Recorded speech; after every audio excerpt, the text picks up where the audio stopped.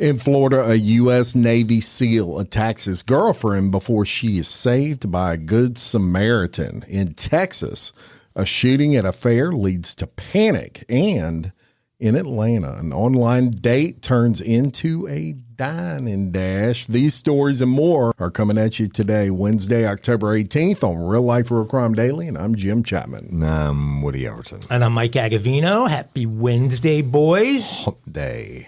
Hump. So let's start with one of you two doing some explaining here. Yeah, a little bit double explaining. First of all, I want to say all you lifers out there know I suck at names as part of my OCD block, but I'll never forget a face. And I love Parish Forensics and Louisiana Pet Crematory and Roy and the Christians. Evidently on Monday's episode. I said Karen's.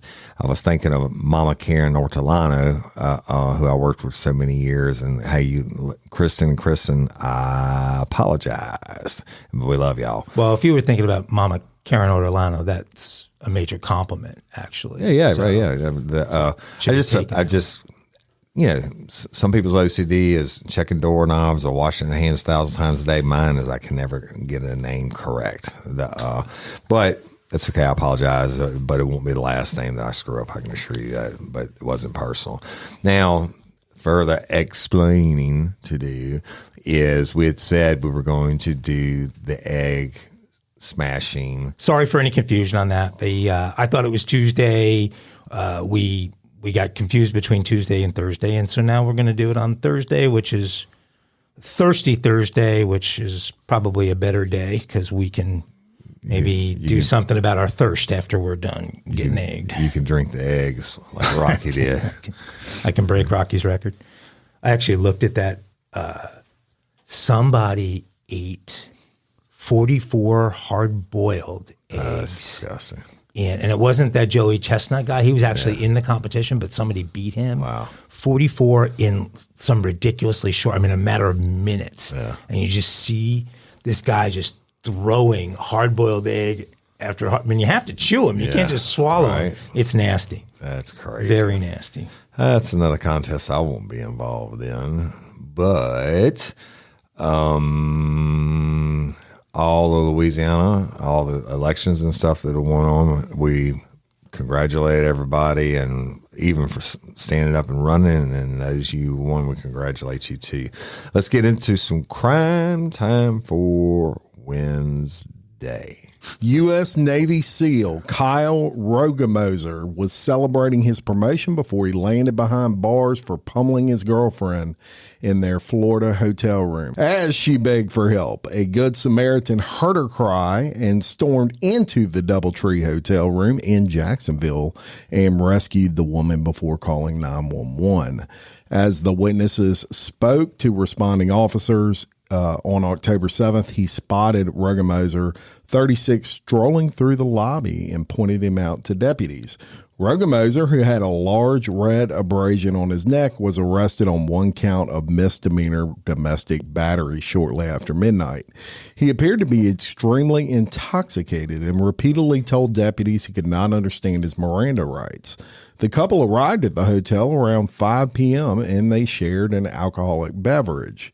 The drink was followed by a celebratory dinner at the hotel for the suspect's promotion to chief in the Navy, and they were staying the evening. After the festivities, the couple went up to their hotel room and they got into an argument.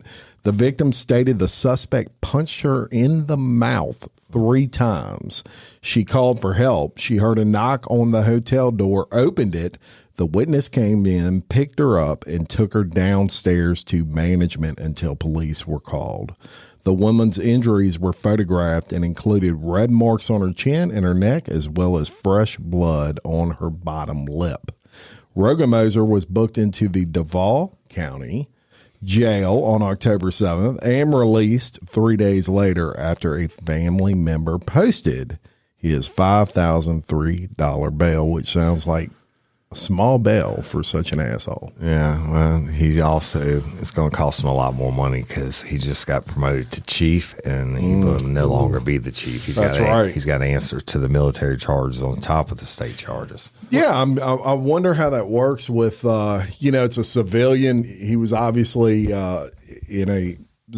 arrested by civilian police. And, you're still under so command. How does that work? But when you're enlisted or signed in, whether you're an officer or enlistment, it doesn't matter to you. It's the Uniform Code of Justice. You got to be prosecuted through the military and the state side. So it's a double. It's almost double jeopardy, but it's not because you signed up for it. You had to read the rules, and they're going to hold you to a higher standard as they should. Right? Yeah, and the crazy thing about this is the Good Samaritan bust in the room, and there's a fucking Navy SEAL right there. And the Navy SEAL didn't do anything to stop. It's like right. Yeah, that's crazy. You're gonna want to. You almost want to change your mind at that point. And to make chief in the Navy SEALs, he's been doing it a while. Yeah, he could kill you with one finger. Well, and how about that guy? I mean, how many people respond when they hear something like that personally, as opposed to calling 911 or just calling downstairs and asking for security? I mean, the guy went right there. They might have people just walk by and be like, none of my business. Mind your own business. Yeah, that's what happens a lot of times. Or they might be having kinky sex or something. I don't know. Could be that too. Could be. Y'all like to go to the state fair? You ever been? I haven't been to the Texas State Fair. I'm trying to. What state fair have I been to? I used to go to the one that was here I say here. Louisiana Parish Fair? No, well, I've been to that one too.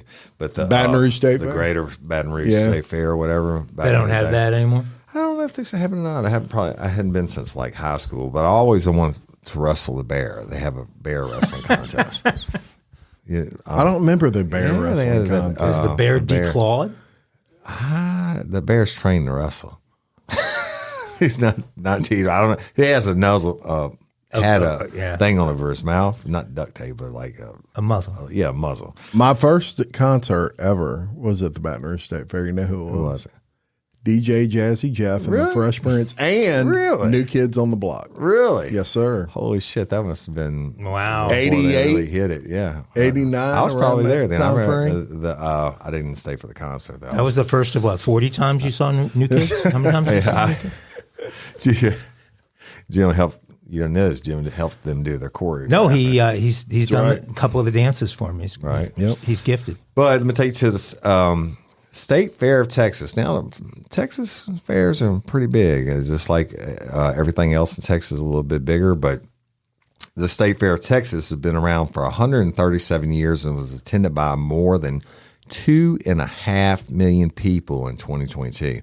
This year's fair had been off to a great start, but its attendance exceeding last year's mark when all hell broke loose on Saturday night.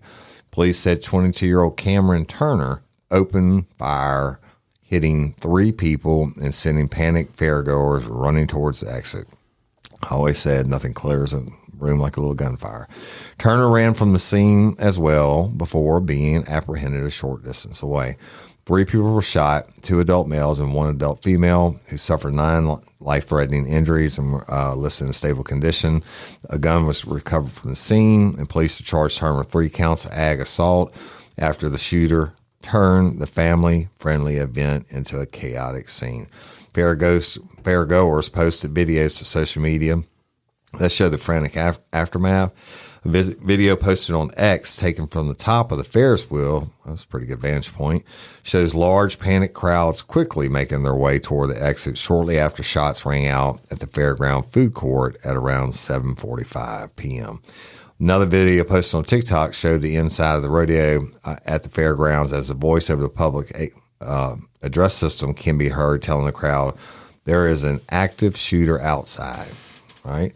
Some rodeo spectators hopped the fence to dash to safety across the rodeo arena, ignoring the announcer's warning that there were bulls out of their pens. People just trying to get. Well, you can't blame them. Yeah, another run into the bulls. Bull, right? Catch the bull with a horn or a bullet in the ass. Yeah. In a Twitter post, the Dallas district council member, said the shooting was sparked by a conflict between two people who knew each other. He also criticized Texas permitless carry law. I don't get that. They don't have a permit carry Yes, law? I think you can open carry in Texas. I'll have to check that. Yeah, no, that's what he's criticizing is you don't have to have a permit to carry. Yeah, but I wonder if it's open carry or concealed carry. Because you can open carry in Louisiana without a permit. Yeah, but you do that, and I'm all for it and stuff, but you do that, and people are going to call nonstop. Oh, there's no doubt. And the cops are going to come check you out. Anyway, it says it's one thing to have a right to bear arms. It's another to have legislation like permitless carry that makes it easier for senseless. Oh, you're right. So they can carry without the concealed carry license.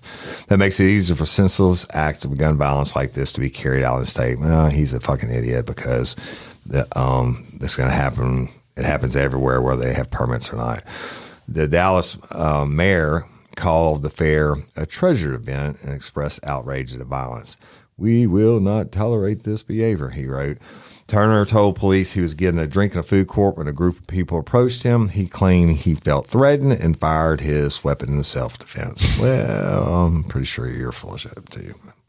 Well, that's really what should be the crux of the story, but they haven't put it together yet. I mean, was this guy threatened? They say that these are people that knew each other, so it wasn't a stranger. And but was there a threat, and did he need to respond that way to it? Well, they knew each other. He didn't. It doesn't have anything to do with the permit law. We always warn women about being very careful using online services to meet men, but we seldom warn men about some of the women that are out there. Mm-hmm. And we're going to go to Atlanta to meet an anonymous woman. She's remained nameless even though a video narrated by her was posted onto Instagram. It's posted by someone else. The video details the events leading up to and during her first date with this guy. And thankfully for him, he also remains nameless. She says she had met the gentleman weeks before and that he had been texting her asking for her to come out with him for drinks. The woman wasn't much interested, but she found herself bored one day and decided that she'd reward his persistence and agreed to meet him for some drinks. She suggested they go to Fontaine's Oyster Bar. Not familiar with it. Anybody? No. It had some very good reviews on Yelp. Apparently one of the favorite spots to get oysters in Atlanta. Listen to this clip from her post as she's enjoying some oysters. I mean, enjoying a lot of oysters. Normally, I'd say you need to see the video for something like this, but this time I think the audio will suffice. Text me like, "Can we meet for drinks?" And I'm like, "Yeah, meet me here." They got the best fucking oysters in Atlanta, like hands down. So I'm like, yes, I can get some content. Come on. It's so good.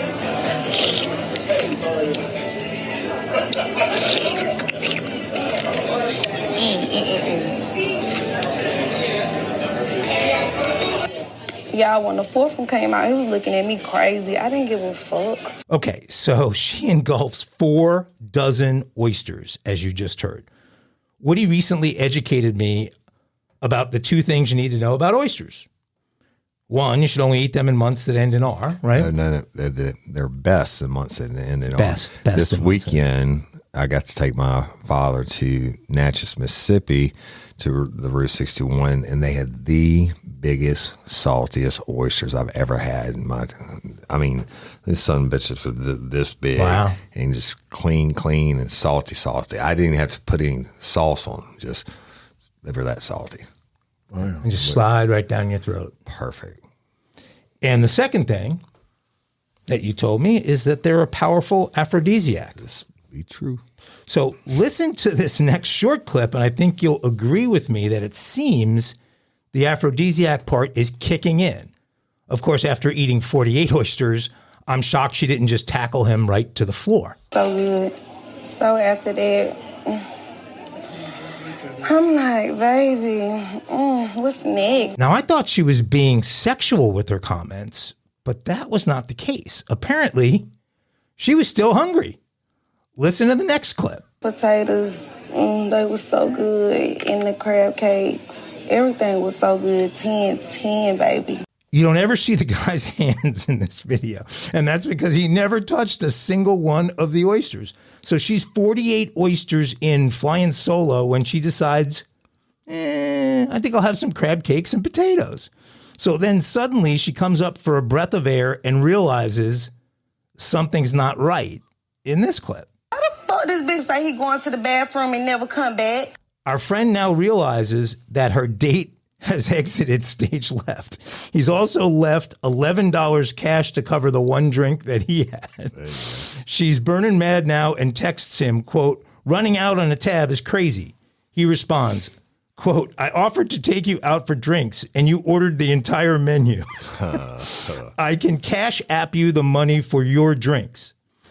Let's just say I doubt there'll be a second date here. The final bill was $184.87. He left her 11 before he slipped out of the restaurant. So, Woody, could she have refused to pay the bill herself and said that he asked her out and then skipped out on the tab? Have you ever had a situation like that where someone from a party skips out on a bill? And we certainly had a lot of dine and dashes, but everybody dine and dash, not just one person.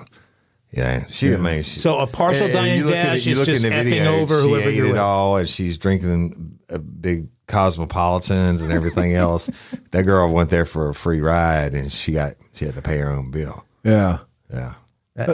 Anytime someone else is getting the bill, you let them order first, and you see what they order, and you never over order that. But but he asked her out for drinks. Yeah, and drinks. She ordered four dozen oysters. Plus crab cakes and everything else. Hey, when my daddy taught my sisters, said, when you go on a date to a restaurant with a guy and he asks you there, always order the most expensive thing on the menu. And I'm like, why? And he said, because don't ever bring a girl to a place that you can't afford to pay for the most expensive thing on the menu. Yeah. She picked the place. So yeah. Well, there you go. Yeah. So she's the one out the $200, I guess. Yeah. I wonder if she left a tip. She left an embarrassingly small tip for the size of the bill, but I think she probably threw his $11 cash on top of it because she only left $15 on a $185 That's tab. Funny. And by the way, I saw that video, and those oysters weren't a quarter the size ones we had this weekend.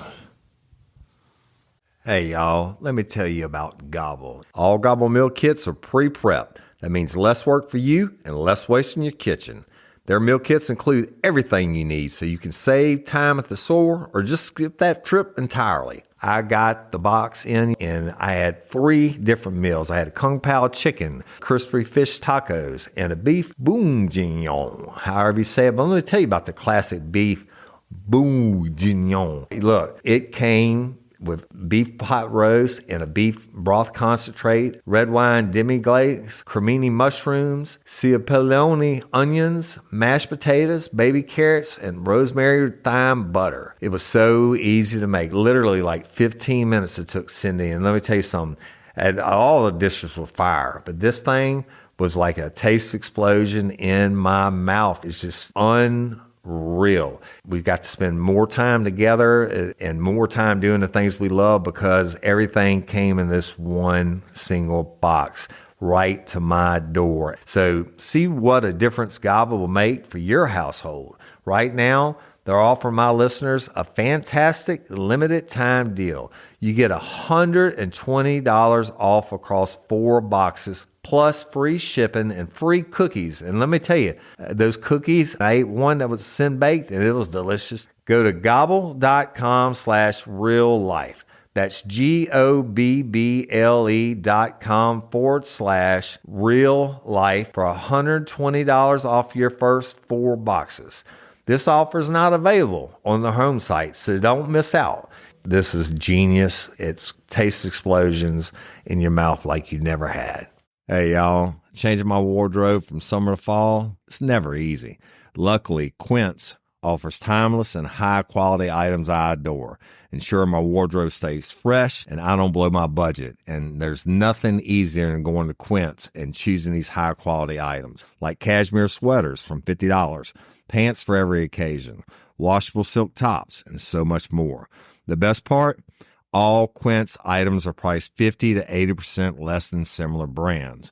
By partnering directly with top factories, Quince cuts out the cost of the middleman and passes the savings on to us. And Quince only works with factories that use safe, ethical, and responsible manufacturing practices and premium fabrics and finishes, and I love that. I got the stainless steel Link Apple Watch band for $59.90. It's heavy duty, it's awesome, and it's like $100 less than I could find anywhere else. And I also got a 100% organic cotton fisherman quarter zip up sweater. The color is alabaster. Man, I can't wait to wear that this fall. And Cindy got the Mongolian cashmere boat neck sweater in heather gray. And I'm telling you, these are classic pieces at a fraction of the price. Make switching seasons a breeze with Quince's high-quality closet essentials. Go to quince.com/RLRC for free shipping on your order and 365-day returns. That's QUINCE.com/RLRC to get free shipping and 365-day returns. Quince.com/RLRC. You'll thank me later. Right. So, Natchez, Mississippi. yeah, it's strange place. that they have the best oysters, and every time I go there, like the better than everywhere in Baton Rouge. I mean, I told my buddy, I said, we need to stake out this place and find out who's delivering these oysters, and you know, steal their truck or something, or at least get the inside hook from them. They got to be coming straight from the boat. Right on, right on. So, you know, Woody has daughters. I have daughters. I have a daughter. Mike has daughters. One daughter. No plural.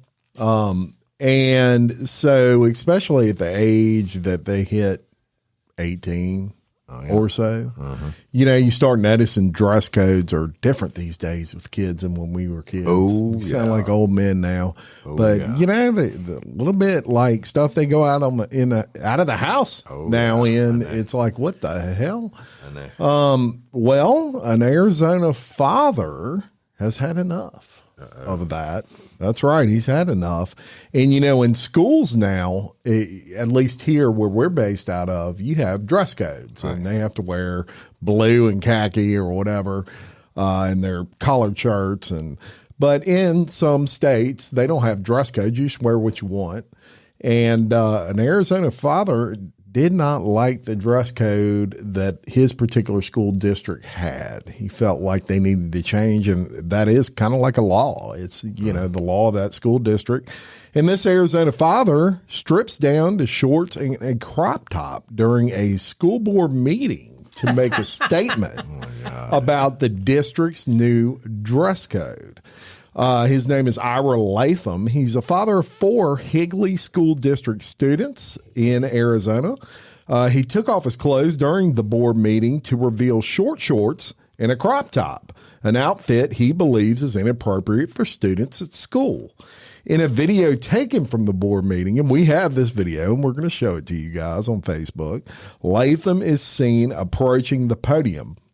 Under the proposed policy, this would be inappropriate in the classroom, Latham says to the school board member before pulling down his shorts, pulling off his shirt, and revealing a crop top underneath. Nice. He then spins around to show the audience the outfit from all angles. Latham said he wanted to make a statement about the updated dress code policy he thinks is too lax. As a dad, I'm very concerned about my children as well as everyone else's kids in the district. I want to make a clear argument. The former policy, which hasn't been updated for more than 20 years, prohibits students from exposing their chest, abdomen, or midriff. However, the updated policy only restricts students from exposing their underwear. Before they had some guidance, but now they have no guidance. It's just Kids, cover your underwear, Latham said. However, Latham's stunt did not sway the board. They voted 3-2 in favor of the updated policy. Can you believe that? Tiffany Schultz, governing board president, said in a statement that Latham removing his clothes was a stunt that is great for news, but had no effect on the meeting. He made a statement, and we carried on with our business. We heard from other speakers and moved on. As a board, we voted to ultimately let parents and families decide what's appropriate for them.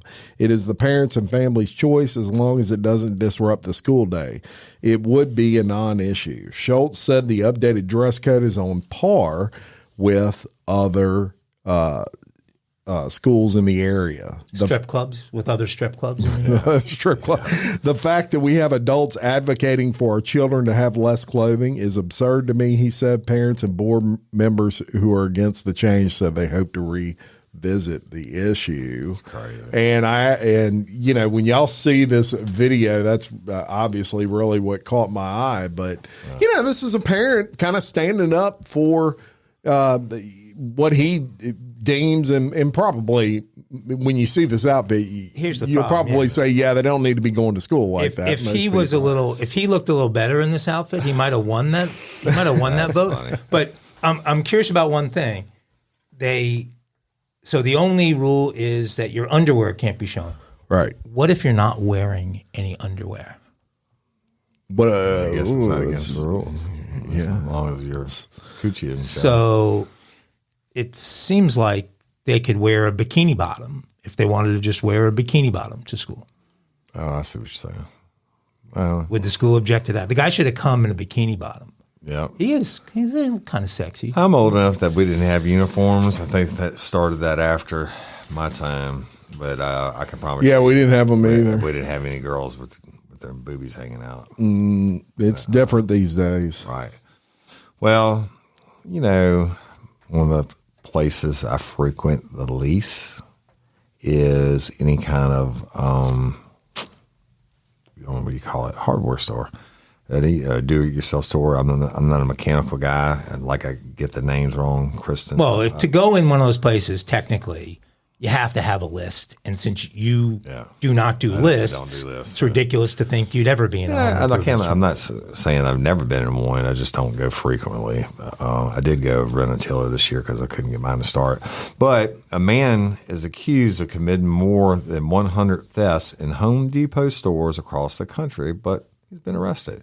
The Ohio police announced on Thursday that Georgia native Antonio Bryant was taken into custody after causing tens of thousands of dollars in losses for the home improvement store. Bryant is accused of committing robberies in Home Depots located in states like Texas and Ohio. Authorities became aware of Bryant's whereabouts after his vehicle was spotted by Ohio police.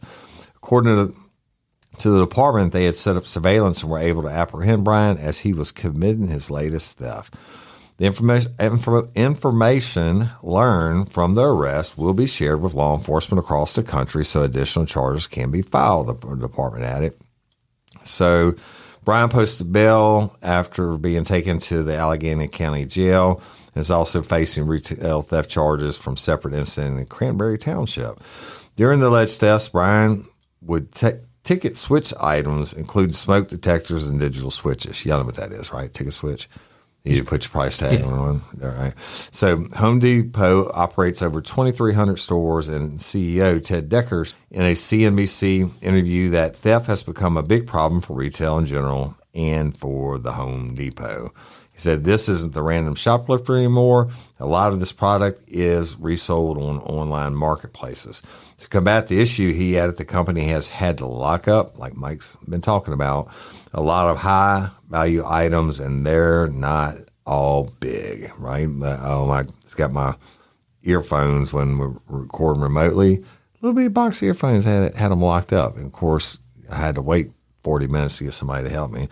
But he said they're not all power tools and generators. You could have a circuit breaker that's $50, $60, $80. Those are high theft items. But the question for some of the more astute watchers of the issue has been, what happens after the large-scale theft is complete? Well, Home Depot in Florida and police can shed light on some of the finer nuances of the organized retail theft problem. A Florida pastor named Robert Dale ran a theft ring.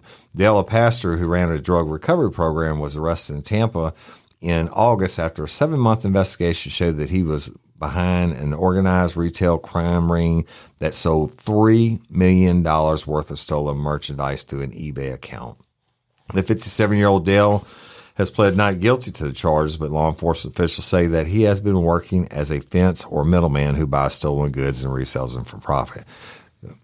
Common, right? These people that run it, like teachers or preachers being pedophiles, these people that run these recovery programs. So go out and do your shit that that you're doing to support your habit, and I'll give you 50 cents on the dollar, or however they do it, right?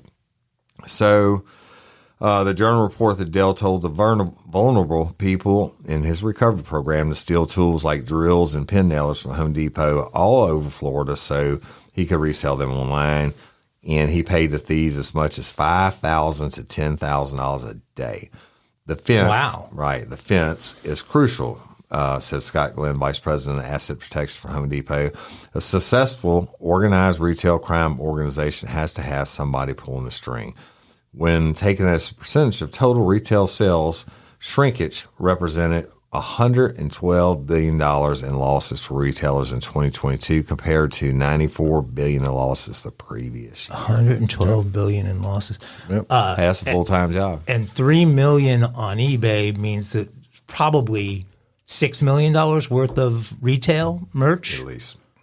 I mean, eBay, you're going to get pretty close to what you pay at. You think? At a retail, oh yeah. But you're gonna get close to retail. If you wanted to move it fast, so you could mark it down. You could do like a buy it now on it, and just sell it for some stupid price. But this is an issue all over the retail business. If people are wondering why you pay so much for things, retail businesses have to budget in for theft. That's correct. If you don't budget in for theft, you'll go out of business. Yeah. When you're especially a high dollar or a high volume retail business, and Home Depot, it would be staggering their amount of shrinkage every year. Believe it or not, most of it's employee theft. Yeah, that's the big stuff. Employee theft is really rampant. This happened to me this weekend, and so Amazon evidently is getting in on this now too. I had, about $400 worth of stuff being delivered, and the driver takes a picture of it where he left it, and I'm not worried about it, and they're always good, right? And I get on there and I look, it's not my fucking house where they left it at, right? And I'm like, there's not even a house on this my dirt road that looks like this. And we went and looked for it and everything else, and I ended up messaging Cindy and I went on how to do the return because I've never had to do one by myself, right? And she told me how to do it, and there's no longer a return thing. So I had to call in to do it, and we got them on the line, and the lady was like, you got to make a police report that those items were stolen. I said, hey, lady, they weren't fucking stolen. Right. Your people put it in the wrong fucking house, and my house doesn't even look like this. And she's like, you need a police report. I ended up telling her to go F herself. So I had to, I have to file a police report. Now, in the past on Amazon, if we had anything that was wrong or like they delivered wrong or we didn't get it, they immediately would do the refund. I guess they're taking so many licks too, but I'm like, that doesn't make any sense because we have boxes every day. I get it. So do we. But if it's delivered and then stolen, right. Yes, police report. Yeah, if it never gets to you, I said, lady, I've been a cop my entire life. And I said, let me ask you this then. I said, back in the day when I was in uniform patrol, insurance companies needed you're telling me to get a report. I said, I could, give them the file number and they would give it to the insurance companies and insurance companies would get the report. She said, no, I want the whole police report. I said, you go fuck yourself. Wow. You must have got Mrs. in a really shitty mood. Oh no, I got Amazon this was supervisor because of the first girl's ass. I chewed out and I said, "You escalated it. Let me take it to the supervisor." And Cindy is so mad at me when I get on these people but this time I was right. And, yeah. Well, here's a question, but they can't just track the driver and ask the driver, where did you leave? Of course they can. The freaking deer feeder that was supposed to be in your house? That's one of the items that it was. I know. They brought it to my house. Anyway, the long story How's short that new is deer feeder working? Here's the long and short of it is Cindy ended up making a post on social media, and one of the lifers actually drove for UPS, and she said, I'll call in because she tried, but she handles all that stuff. I don't do it, and I don't do well with it. I get anxiety and shit. I'm going to kill a motherfucker. And so she ended up calling UPS, and they put her on hold, and then finally got on, and then they hung up on her. After that's a common thing, too, is them hanging up on her. Like, not my you can problem. never get back to that person. But a lifer who works for you, the brown truck people, I don't know the names, she ended up calling in, finding out where it was left at. So you got it. I did end up getting it, yeah. But I'd already made the replacement order, and it came in yesterday. So you got 2 orders now. Boy, they got you good. You got backups. I'm wondering if you are going through a self checkout and you've switched tags on all your items. That's a good point. That's why I don't touch those things. They scare me. I wonder they've got to do something to protect themselves from that. I mean, it can't be that have easy. Apprehension when they have those things they have to decode before you walk out of the store. Every time I get to the freaking gate, I'm like, oh, I don't want it to ring. You know what I'm talking about? Like the Bass Pro, and they got to de-scan they got to rub it over the magnet. I hate to walk that door and go, bam, bam, bam. I'm like, fuck. Yeah, and sometimes they'll tell you it happens in Office Depot to me. Really? Oh yeah, that's crazy. They can't deactivate nothing over there. Yeah. Sounds like you guys are. Sorry to be so long-winded on that, but evidently it's a real problem. Amazon. That was a big problem for all these big box retailers, for sure, and a big problem for the delivery services. Let's talk about the Beast. The Beast. I had never heard of the Beast. I got the Beast. And the Beast was a prolific Colombian serial killer who confessed to murdering, get this, more than 190 children during the 1990s. This guy died Thursday in a prison hospital in Colombia. He was 66 years old. His name, Luis Alfredo Garavito. He was nicknamed the Beast, and he confessed to having murdered children between the ages of 8 and 16, mostly from low-income families whom he kidnapped and abused by posing as a monk, a homeless person, or a street vendor. The National Penitentiary and Prison Institute said that Garavito died in a hospital in northern Colombia where he had remained imprisoned. The cause of death was not immediately revealed. Here is a picture of the Beast. Let's see that. Nice. And Garavito was born in 1957 in the Quindío region of Colombia, which is broadly viewed as the coffee-growing capital of the world. The Beast worked as an adult in the coffee industry, which led him to travel throughout the country. His job caused him to spend time in 11 different regions, or departments, as they call them, throughout Colombia. As he traveled to new areas, he abused and killed minors. The authorities began to follow his trail when they noticed similarities in the cases of disappearances of minors across 3 separate departments or regions, the Piera, the Armenia, and Tunya departments. Garavito was arrested in April of 1999 on an attempted rape charge, but when an investigating judge asked him if he was the killer of 114 children whose bodies were found in 59 Colombian towns beginning in 1994, Garavito admitted the crimes and begged to be forgiven.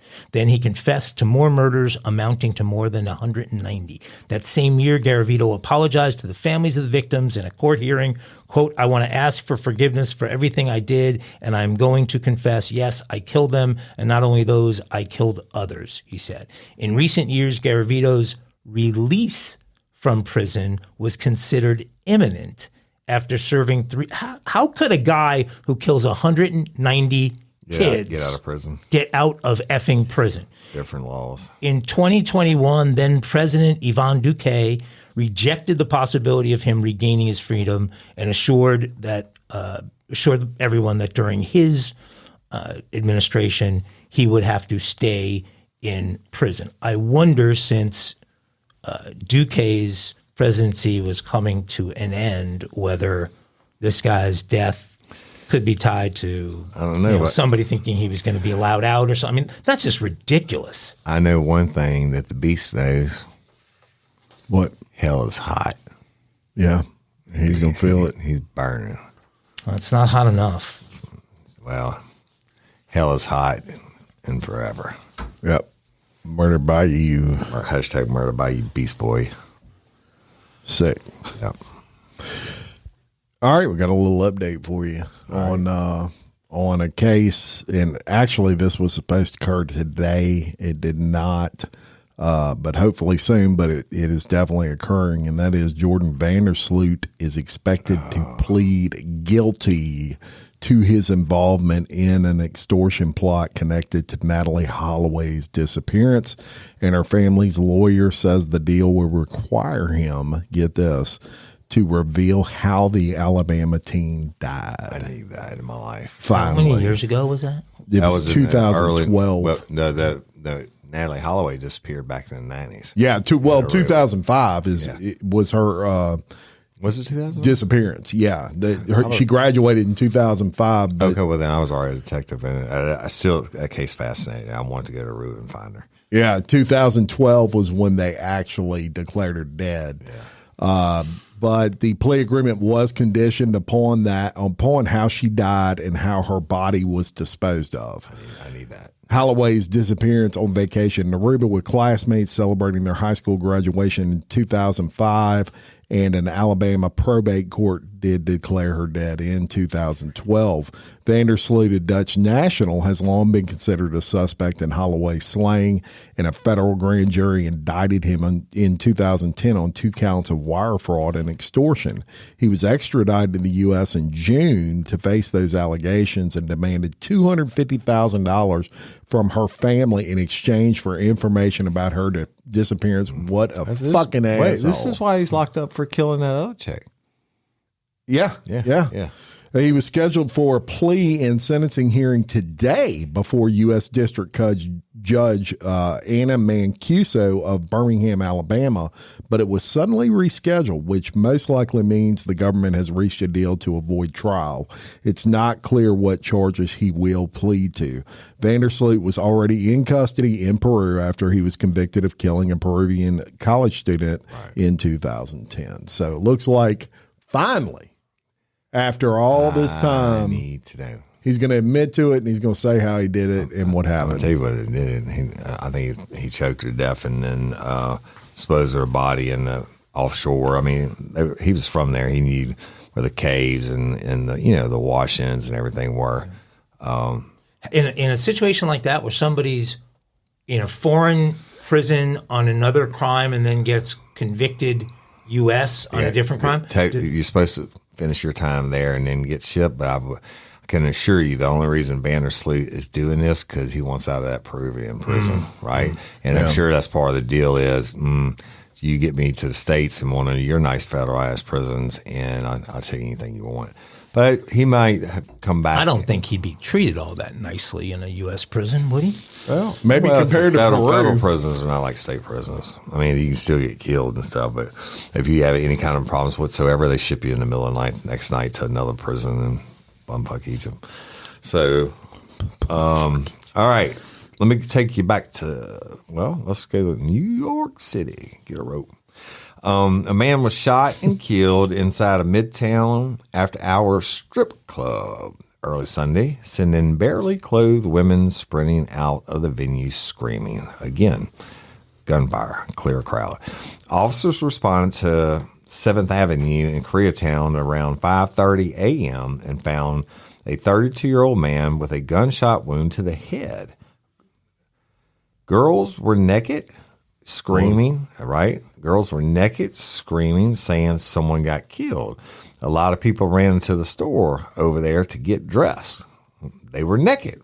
A security guard who works in a nearby building. Yeah, by the way, a security guard in New York's unlikely to use the word naked. Yeah, right. The security guard who works in a nearby building told the New York Post The victim was later identified as Stephen Mussington of Harlem. Cops did not immediately provide a description of the suspect and said no one had been arrested. People were saying, "He's dead. He's dead. He's dead." They were crying. They were jumping over his body. Right? The building located near West 30th Street houses the Foxy Fitness and Pole Training Studio. Yeah, that's amazing. There's somebody that Mike's just showing me their logo. Fine looking establishment. Foxy Fitness and Pole Training Studio, which closes at 5 p.m. And now, earlier, they said it was 5:30 a.m. So law enforcement sources said it's also home to an after-hour strip club, which another local security guard noted was known in the neighborhood as a bad place. I've been in a couple of these. So worst. Foxy trains them during the day? And I don't know. But let me tell you something. If anybody ever calls a strip club a bad place, you know it's freaking shady. The one I went in on a homicide was in the middle of nowhere.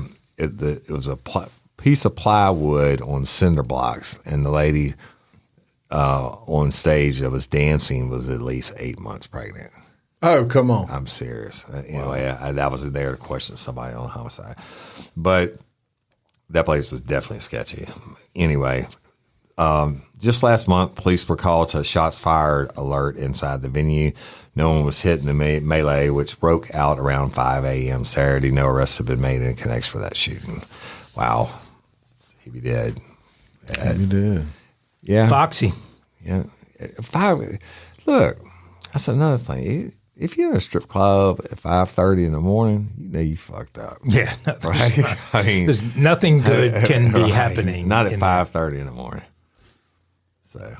Spark something uncommon this holiday with just the right gift from Uncommon Goods. The busy holiday season is here, and Uncommon Goods makes it less stressful with incredible hand-picked gifts for everyone on your list, all in one spot. Gifts to spark joy, wonder, delight, and that's exactly what I wanted feeling. Hey, y'all, I ordered a super cool piece. It's a candle with a sculpture of LSU's Tiger Stadium on top of it.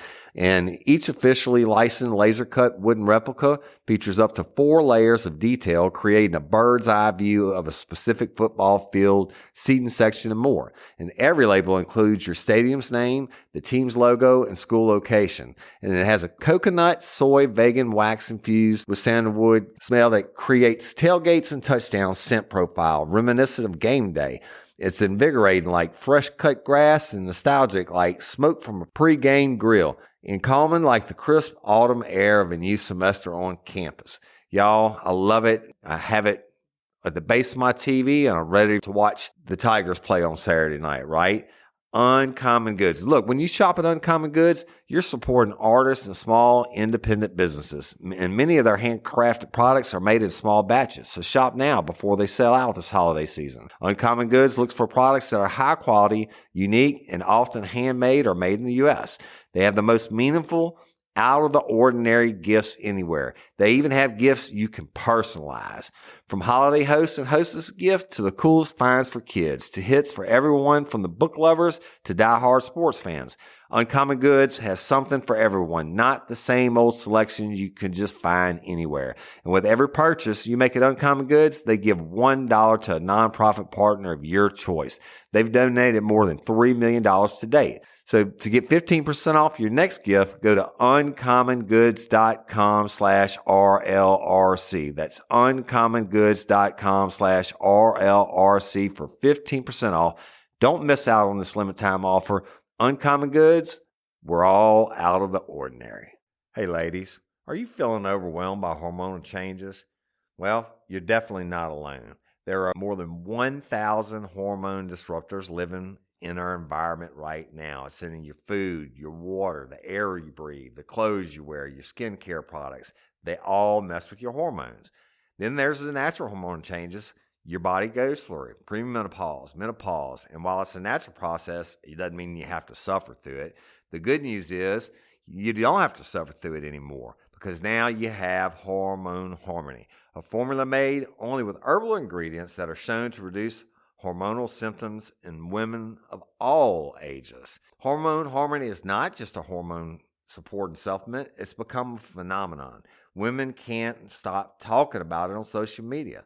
A bottle of Hormone Harmony is sold every 24 seconds. And the biggest benefit? Well, my wife says it makes her feel like her own self again.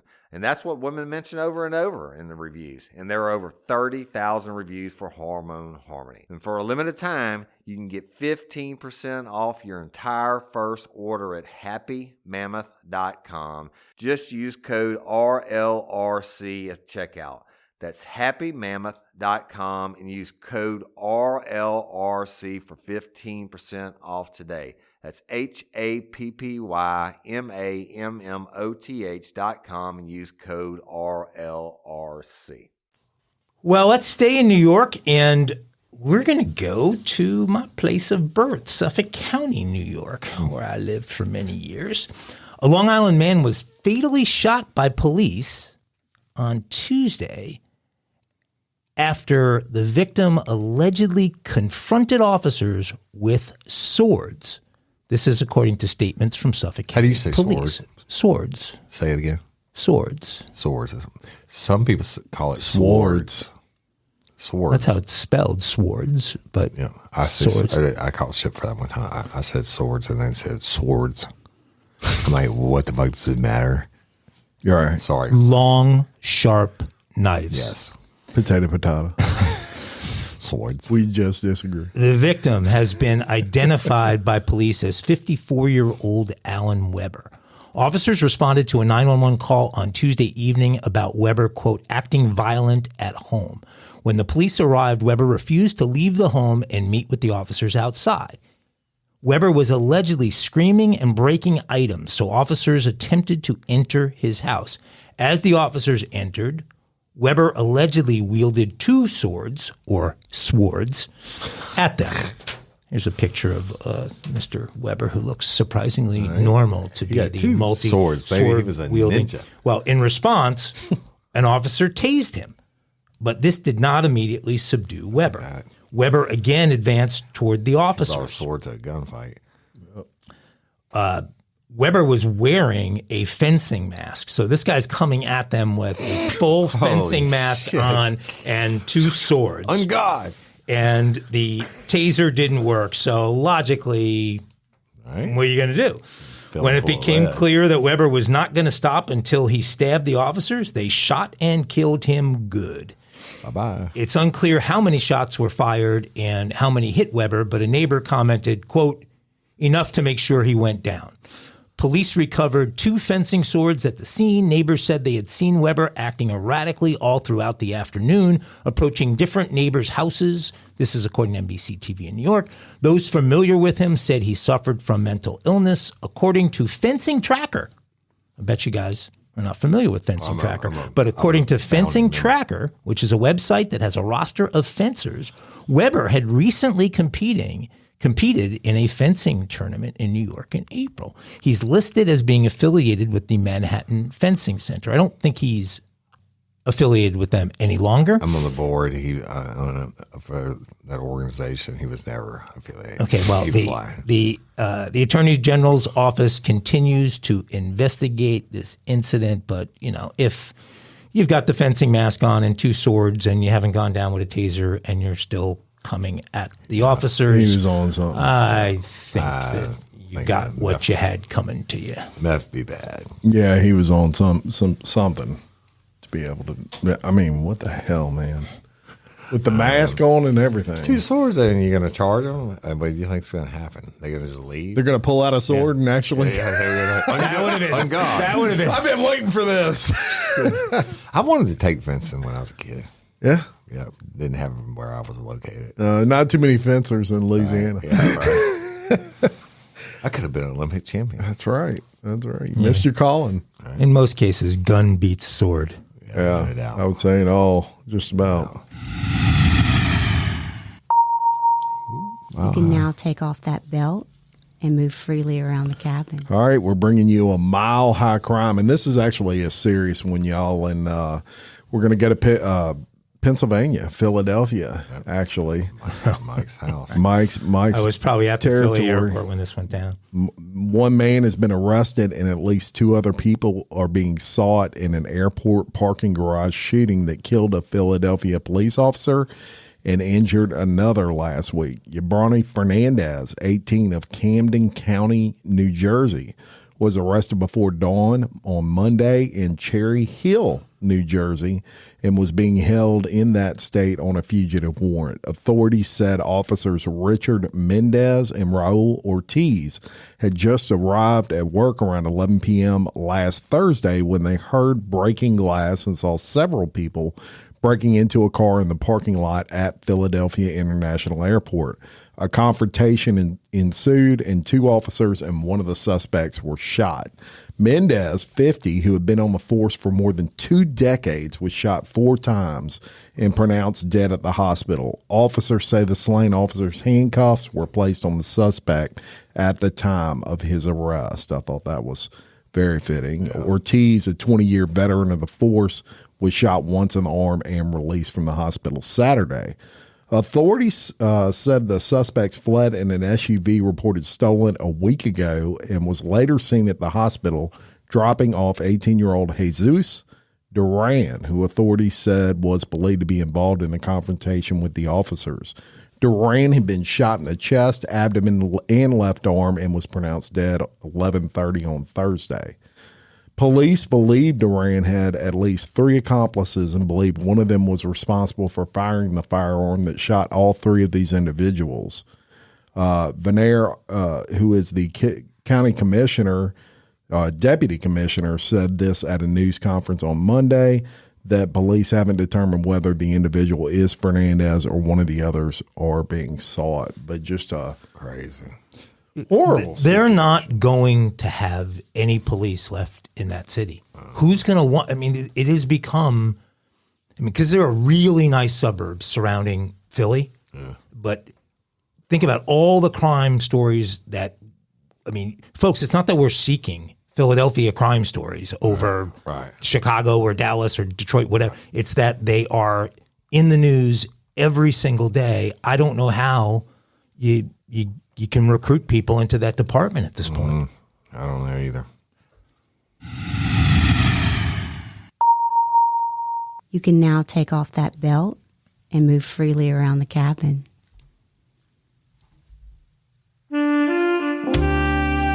Oh, yeah. It's Kinky Crimes.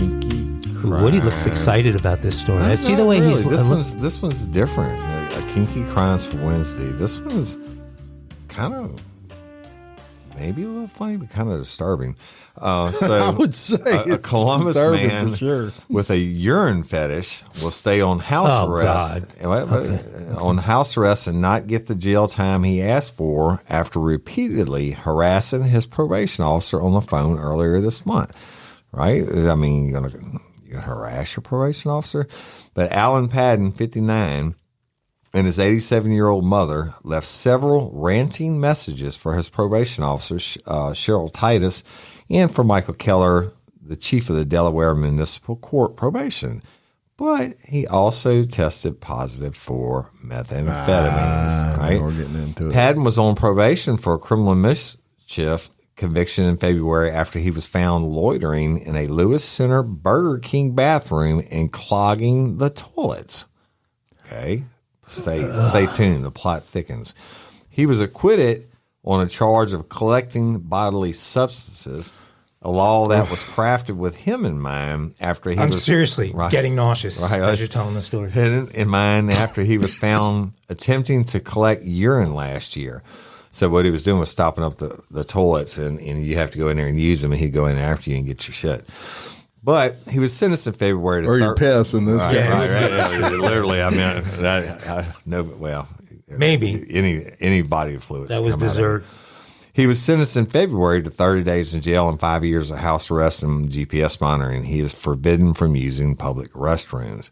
Well, in Delaware Municipal Court today, Patton's attorney, Christopher Soon, asked that his client, who has been held since being arrested, serve the remaining 19 days in jail on the violation and be relieved of his probation restrictions. Assistant City Prosecutor said Patton would rather serve the jail term so he can be free to offend again. He wants to go out and do what got him in trouble, he said. Oh, my God. Patton, who said he was frustrated and ashamed of what he said in the phone messages, insisted he had no intention of pursuing his fetish. Patton's criminal record dates back to 1978 with charges that include voyeurism, public indecency, criminal mischief, and rape. 1993, he was labeled a sex offender and served nearly 5 years in prison after being convicted for fondling boys while trying to collect urine. What the hell with this guy? After his 2009 conviction for criminal mischief when he was caught collecting urine at a sporting event, state legislators made it a first-degree misdemeanor to collect any bodily substances without consent or for non-medical purposes. Weird. Bruh. Disgusting. Yeah.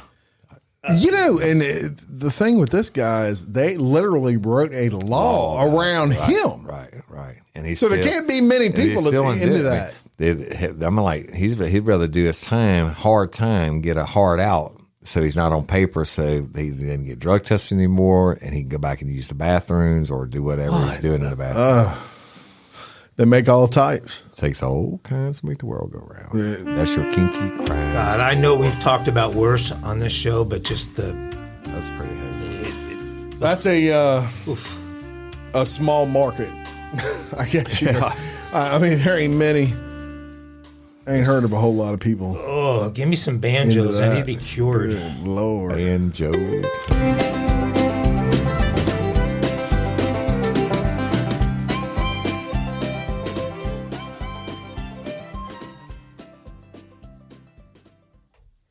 Do you guys know what you get when you cross a tourist with a moron? A Touron. A moronic tourist. Yeah. You get a Touron, which is exactly what the people up at Yellowstone Park refer to these people as Tourons. There's even a popular Instagram account called Tourons of Yellowstone. Over the weekend, the account shared a video showing what happens when a couple of overserved Tourons encounter one of Mother Nature's gifts. In this case, the adult male moose. I figured that. You don't fuck with the moose. The video shows Mr. .24 and Mr. .28 getting closer and closer to an adult moose. The person who shot the video is warning them to stay away from the moose. As they ignore him, the man becomes more insistent and more animated. He lit into the shit-faced Nimrods with expletive after expletive, but their torment of the moose continued. The man filming and his friend noted the huge creature was a wild animal. Let it be wild, one said. The other said it was getting scared. Then one of the Tourons finally got too close, and the moose turned on them. The Tourons were not identified, and somehow they avoided major injuries other than the pain of being humiliated on social media, as hundreds of thousands have viewed the video, which we will post, and we will also understand a healthy fine was imposed on these guys as well. The moose actually injure more people than any other wild animal in the Americas, which shocked me. Hippos are other ones. But not in America. Probably not in America. Right. Yeah. Unless there's some living in some neighborhoods I'm unfamiliar with. Woody's got a hippo. I got it. I have one. I wouldn't. Moose are the largest member of the deer family and can run 35 miles per hour. They're huge, man. Big creature to run 35 miles per hour. Well, let's serenade our Tourons with some well-deserved banjos and 35 miles an hour. Hey, you want a big animal to run that fast. That's yes.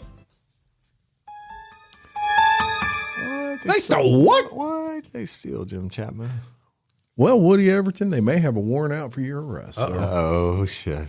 In Florida, an investigation is underway after burglars used tractor trailers to steal more than $1.6 million worth of alcohol. Oh. From a distribution company. Notice Woody got real quiet right there. He might have something to do with that. I was at your house. From a distribution company that carries brands including Jose Cuervo and Malibu. That's Mike's shit. Yeah. Malibu. Malibu. The theft began during the early morning hours at Republic National Distributing Company located in Hillsborough County, south of Tampa. Between 4:10 a.m. and 9:45 a.m., the thieves removed, get this, 4,277 cases of liquor from the company that distributes alcohol from Franzia Wines and Sutter Home Winery. Wow. The thieves, currently unknown, also removed digital video recorders used by the alcohol distributor for video surveillance purposes. Inside job. Located in Gibsonton, Florida, RNDC is one of the nation's largest wine and spirit distributors with 14,000 employees in 38 states. We were unable to comment at this time because this is an active law enforcement investigation that from the company. Using surveillance video from nearby business and convenience stores, the sheriff's office deputies were able to identify the tractor trailers used in the burglary, and deputies later found additional surveillance video from a tractor trailer storage facility that showed 3 tractor trailers used to remove the cases of alcohol. That's definitely they stole what? Yes, it is. Organized element to it. I'm going to tell you. They had 3 truck drivers on top of the people that loaded trucks. Yeah. And you know where the cameras are. Yeah. Inside job. Sounds like it. I think. Yeah. Over $1 million is a pretty good lick. Yeah. That's a good lick. Somebody's drunk to this day. Right? The Malibu and pineapple. It's probably like 4 college guys, and they got like, you know, when you had your college dorm or whatever. Yeah. It's just nothing but alcohol in there. Yeah. Where are we going to hide 4,000 cases of Jose Cuervo? Shit, that's a lot. Jesus Christ. Well, any final thoughts? There's just that. I'm sorry. No, you first. Suzanne Summers died. I was sad to hear that. I know. I remember to tell you she was Three's Company. And John Ritter. Three's Company had no bras. No, she didn't. And John Ritter, who was the star of that, he died a long time ago. He died really young. Yeah. I don't know what happened to the black kid when. Joyce DeWitt, I think she's was still her there. name. I don't know. Wow, Jim pulling a name out from there you go. 1970s. Was that on Mr. Pink sitcom. or Mr. Skin? Mr. Skin? I don't think That's- Joyce DeWitt was Mr. Skin material. Yeah. She was cute. Well, she was not- cute. I she- don't think she ever did. I think she had any, a bowl cut. Her hair looked like She she did. cut it by herself. Yeah. Well, that's the. That's cold. I forget. She didn't have a bra either, though. I forget her husband's name, but her husband posted some stuff that was was pretty unbelievable about their relationship and Susan Summers. Well, she had cancer for years she's a and class years. act. She's been battling health problems for decades, and they just had this amazing relationship and Sorry it's for really a him. great love story. She was one of my faves. Yeah. Rest in peace. Rest in peace. For sure. American icon, Right, for sure. No doubt about it. The American Graffiti scene. That was her first scene. not know that. She was the girl in the convertible at the end of American Graffiti. I didn't know that either. Huh. Don Knotts was the landlord. Mike dating himself as well. Don Knotts was what? The landlord. Really? You don't remember that? Yeah, I do. Now that you Three's Company? now y'all mention it. Yeah, I thought about John that. Ritter had to Maybe play like so he was long. gay to have 2 female roommates because the landlord wouldn't allow it. That's right. One of my Mr. Roper. Yeah, Mr. Roper. Oh, yeah. So it changed. What Donna's? No, maybe not. He might have. I think it was. I think Donna's, he- I and then think it went it- to yeah. Mr. Roper had that funky blue suit. 70s suit with the Did colors. Don Knotts pass away while they were? I don't know. But I used to watch it every afternoon. one of my favorite movies as a kid was a movie where Don Knotts falls overboard and becomes a dolphin. And he's like, he's saw that, yeah. It's called The Incredible Mr. Limp. Yes. And I saw he that. helps the U.S. Navy. He becomes like the secret weapon of the U.S. Navy. Better than that. Saw every one of them when Don Knotts was the gunslinger. But it was a comedy. Oh. I can't remember the name of it. But take Don Knotts back to Opie. What's his name? Oh, Mayberry. Andy Griffith. Andy Barney Griffith. Fife. But was the something gang, and Don Knotts was in it. It was black gang and that white. couldn't shoot straight? I might have to look it up. I'll let y'all know next episode. I used to love that shit. Huh. I liked Herbert. Loved He was a too. great supporting cast member. Yeah, he was. You know, between him and the guy on the Honeymoon, Art Corney, probably the two best funny guys as supporting cast guys. Yep. All right. Well, Ralph Malphin. yeah. And Potsy. Come on. How about Ralph Malphin. How about Chevy Chase and what's his name in Caddyshack? Oh, yeah. Well, that's a movie. Feel the though, bubble. Cinderella story. Cinderella story. Yeah. Rat's ass. And then Crowd goes wild. Bishop Crowd goes wild. Oh, what a shot. The guy throwing up and the kid throwing up in the open roof of the Porsche, and the guy gets in the seat and just slides down. He drank he was going around drinking everybody's wine, and one had all cigarette butts in it. Yeah, we're going off on a tangent. All right. I got to sorry. get out of here. Yeah. Wait, the guy, the kid that played Danny, Yeah. and was he in Eastbound and Down? Was he in some episodes of East? I saw him in something I was binging, and he's like, he's 40 years later. I'm trying to remember what the heck it was, but because you never saw that guy do. At least I don't remember ever seeing him do another thing. But anyway, Wow. All right. All right. Thank y'all. Love and appreciate each and every one of you. Please continue to like and share and all that good podcaster shit we're supposed to say. That's right. And until next time, I'm Jim Chapman. And I'm Woody Overton. and I'm Mike Agovino. For Real Life, Real Crime Daily. Peace. Aglets.